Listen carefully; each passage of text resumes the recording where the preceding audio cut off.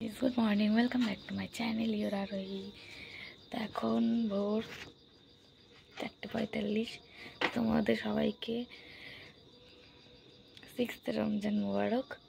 এখন আমরা উঠে গেছি ভোরবেলা, 4টে মতো বাজে। এই যে ভাই ব্রাশ নেব, ব্রাশ করব, সেহরি করব, তারপর নাস্তা করে আবার ঘুমাবো। ঠান্ডা পড়েছে আজকে, তাই আবার চাদরটা বার করে নিয়েছি। গলাটা আবারও ধরে গেছে, দেখাও পুরো অন্ধকার। এখন সব জায়গায় মানে মসজিদ থেকে হাঁকা হচ্ছে যে উঠে পড়ুন উঠে পড়ুন। ভাই ব্রাশটা দে আমার। হ্যাঁ না লাল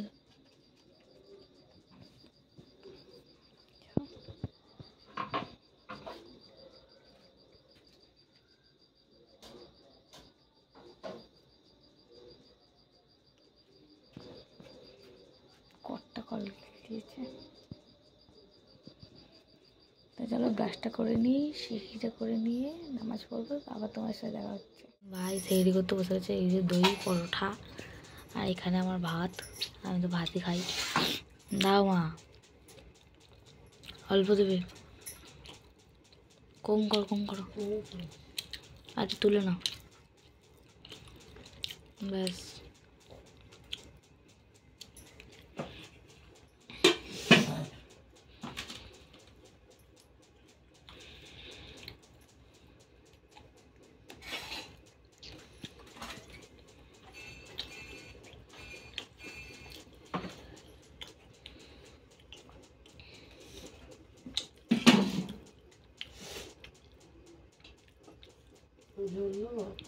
দাও।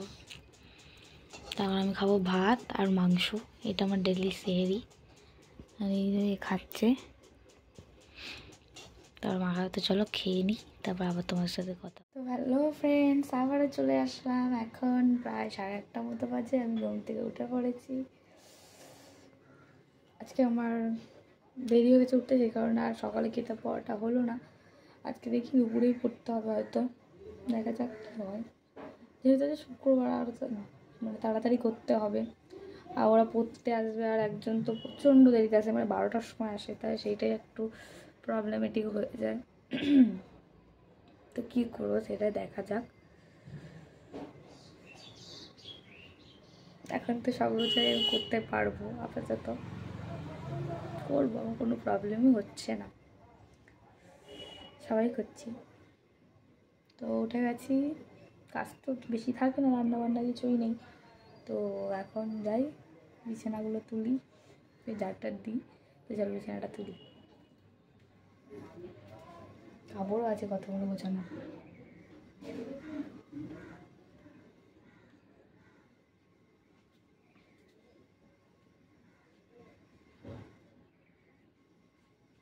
তাদেরকে চাদরটা তুললাম।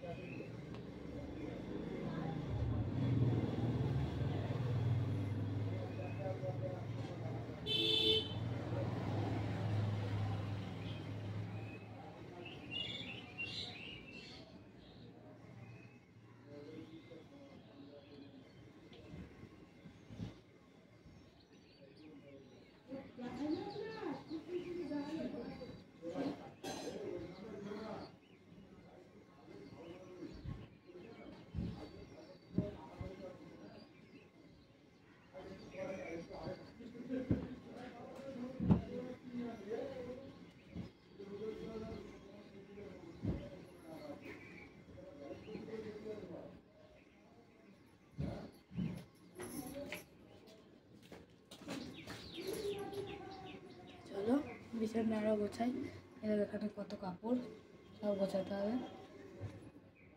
হ্যাঁ, হাই করো। হাই বন্ধুরা, আসসালামু আলাইকুম রাহমাতুল্লাহি ওয়া বারাকাতুহু।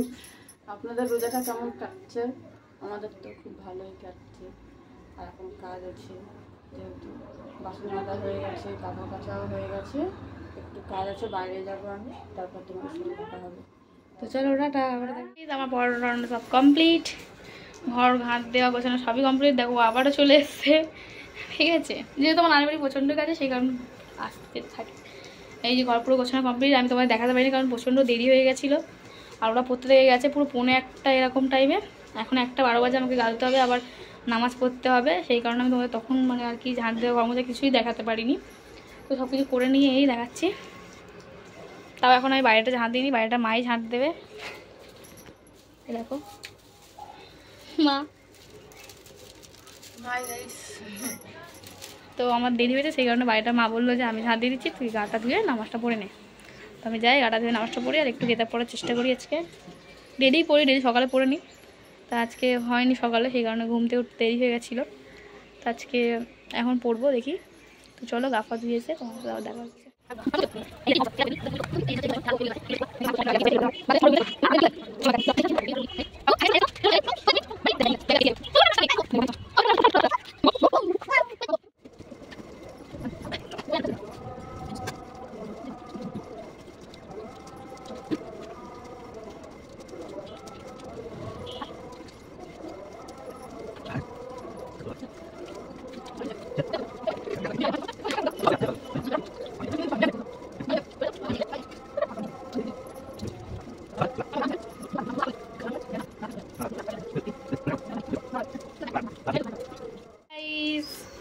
তো আমরা আবার চলে এলাম। এখন সন্ধে ইফতার হয়ে গেছে, নামাজ হয়ে গেছে, এখন 7:09 বাজে।